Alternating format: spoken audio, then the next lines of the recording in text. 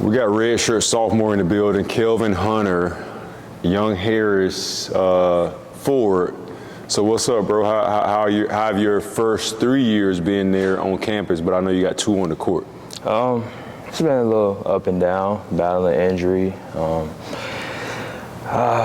I'll just say the experience been good. You learn a lot watching, but this ain't nothing like playing. So like this upcoming year is supposed to have a big role going in. So I stay healthy and see where that goes. In relation to like going from high school to college, what are 2 or 3 things that you can share with a younger player that you think will help them in preparation? Strength and the speed of the game. Those are the 2 major things I would say is the drastic difference. Strength, like you're an 18, 19-year-old going against 23, 24-year-olds. So I'll say weight room is a big part of that. And the speed of the game, that's just something you got to adjust to as you keep playing over time. Conditioning, like the conditioning aspect due to the speed is very important. That's a problem I face. I'm used to not playing as fast, and when I got to college, I was going against older dudes that were moving faster. So that those 2 things would probably be the main things I'll say. Like that's like the drastic difference between high school and college. But dealing with the injuries and then coming back and then still not getting minutes, what was your mental space like?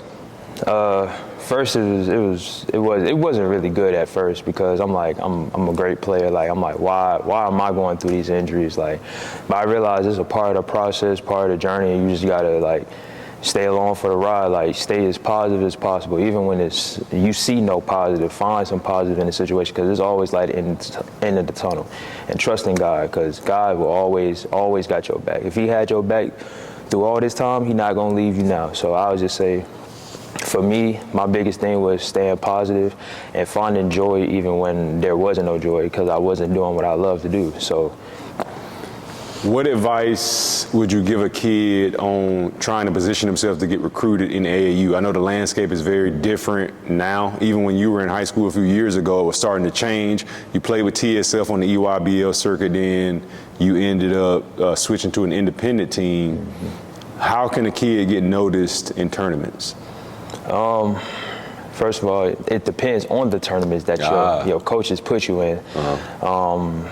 On the radar, going to these big tournaments, not circuit tournaments. Like if you're independent, like Las Vegas, that's a good place. Rocky Top, Tennessee, those are good tournaments. But as far as you individually, once you get there, I'll just say, make sure you're coachable. First thing, check your attitude, because if a coach see you not coachable, it don't matter how good you are, they're gonna look the opposite way. That's all they need to see. That's one thing they need to see is just go the opposite way. But the coachable, taking good team shots, because you know AAU people take crazy shots. They're not playing team ball. Everybody's just trying to get theirs.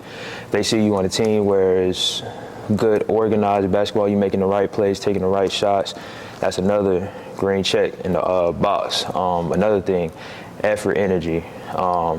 No matter what level you at, that's important. College, high school, middle school, it don't even matter. Right. Effort, energy, like that's something you can control at all times on the floor. So one of my quotes is effort, energy, and attitude. So like your effort is obviously how hard you play. Mm-hmm. Your energy is just, even on the bench, being into the game, and then your attitude, if you get taken in and out of the game, how do you respond? So those are great tips for sure.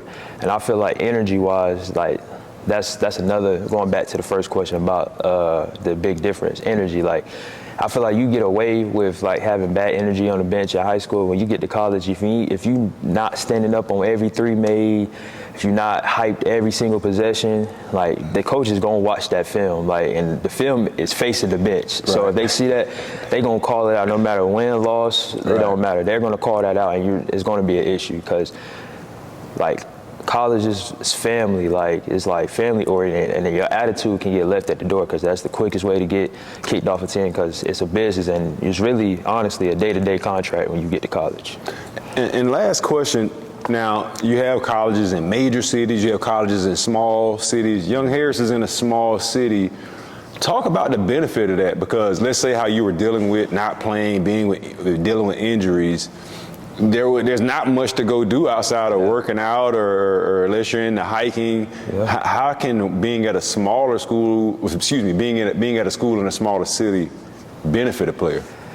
It has its pros and cons, definitely. But for the pro side, I would definitely say like you stay focused more. It's not a lot of trouble you can get in.